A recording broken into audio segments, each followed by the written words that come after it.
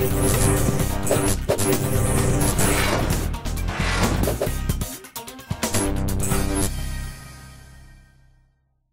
what does the national schedule look like, and is San Diego on the map anywhere at all? Are we a blip on the screen? I would like to open up a pilot program by the end of this school year down in San Diego, do a test run, because we're going to do one in LA, because different programs will be adopted different ways depending on what kind of kids, or if it's like rich kids, or if it's poor kids, or if it's so inner city school, or right. Yeah, exactly. Depending on what kind of school that we're going to put it in, you're going to modify the program to fit. Exactly, and the program will be modified. But I need to know that. So with this pilot program, we've been talking to a bunch of different schools, private, public, you name it. Sounds like it's being done very carefully. Yes. I don't want to flop. If right. I'm going to spend this much time and this much effort, right. I'd like to be able to take the program next year national. Right, and just to be effective, exactly. Period. And that's why we're building a program that we can take national. I will be able to take this program national within, and I'm talking like every high school and junior high and elementary school in the U.S. within a 2 to 3 year time period, once we get it done.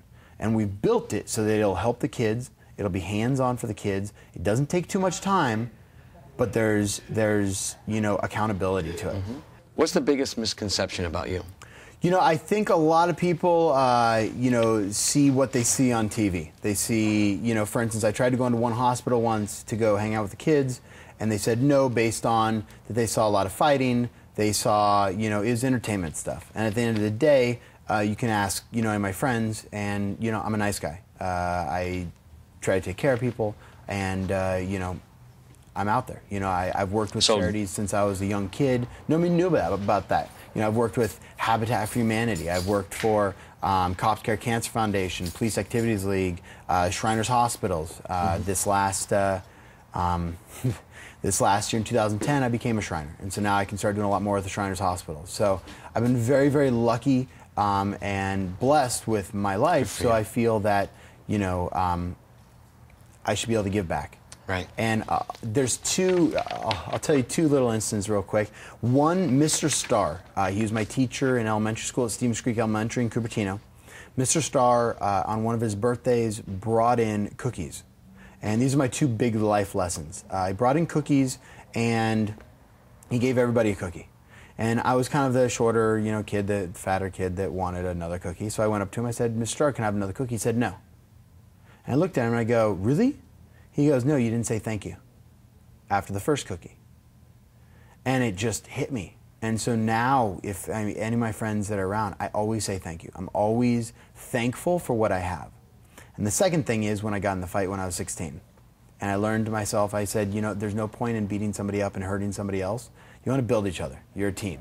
What I do, because a lot of people go, well, you're a fighter. You're a pro fighter. You beat people up in a cage for a living. No, what I do is I'm a pro athlete. And it's just like football, it's just like any other contact sport, except for our sport, I was good at because I was a wrestler. So, you're either boxer, kickboxer, or whatever else. So I got into it at a young age, and I disciplined myself, and now I'm, 20-0 amateur, 8-0 professional, and I've done real well. I won $1 million Tough Enough on WWE, but I've stuck to a game plan of working hard, figuring out what I'm good at, and going for it. And I don't give up. At the end of the day, you can't give up. So those were my two big life lessons that I've kind of, learned through.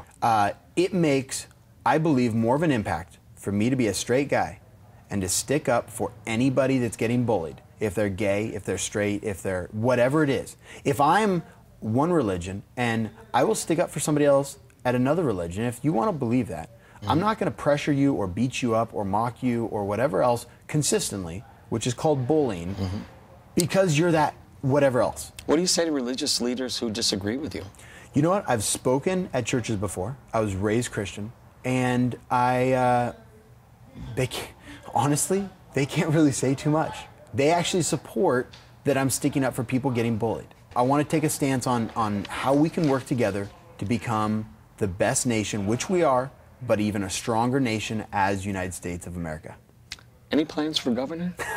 Governor. I've said before that I'd love to run for governor or president. I want people to come together, treat each other well, learn how to set goals, and become successful.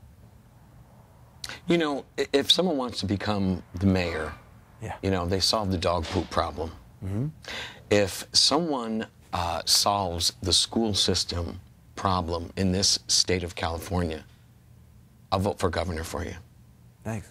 Well, Daniel, thank you very much for meeting with us. It is a pleasure to be here with you. It's a pleasure to meet you, and I'm on board with your organization. One thing I'd like to say, thanks to Toby Greer. He has a gym in Hollywood. It's great. This is why we're in a cage right now. Uh-huh. So it's on La Brea. If any of your people want to ever do mixed martial arts, come down. Excellent.